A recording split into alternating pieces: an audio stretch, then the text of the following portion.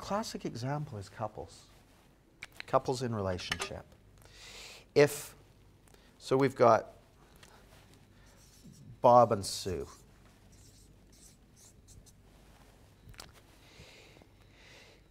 If Bob and Sue both have a head full of superstitious thinking, it's going to look to them like they have a relationship problem, like they're not compatible.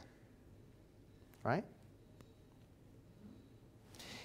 If they've both got clear heads, so if they've both, I always put a little bit of superstitious thinking in, even when someone's got a clear head, because I'm not sure that we ever get completely free of that.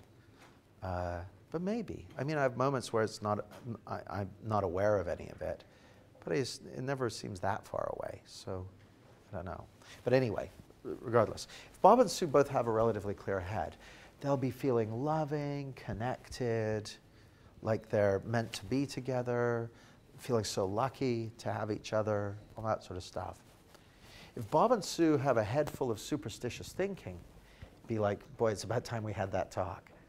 And it'll seem like they have relationship troubles, and it'll seem like they're incompatible and there's a problem and all that sort of stuff. If Bob has a clear head, but Sue has a head full of superstitious thinking, then she's likely to think that Bob is the cause of her misery. That Bob's causing it, that it's Bob's fault. So she'll likely shout at him and say mean things to him and that sort of thing. Any guys in the room ever been Bob in that situation? Yeah.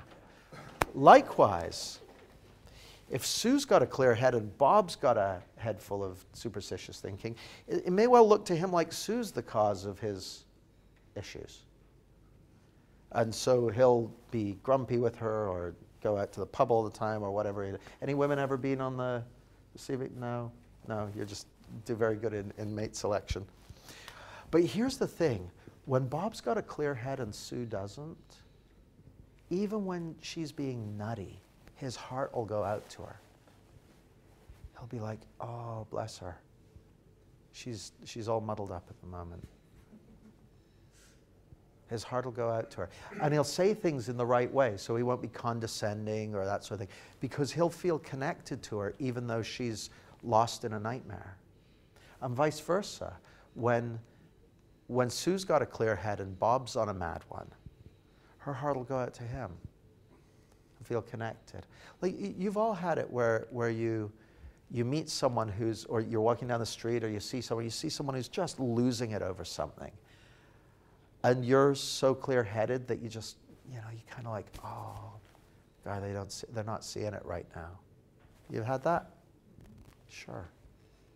So in any conflict, whether it's the conflict you've described, Kush, or any other conflict,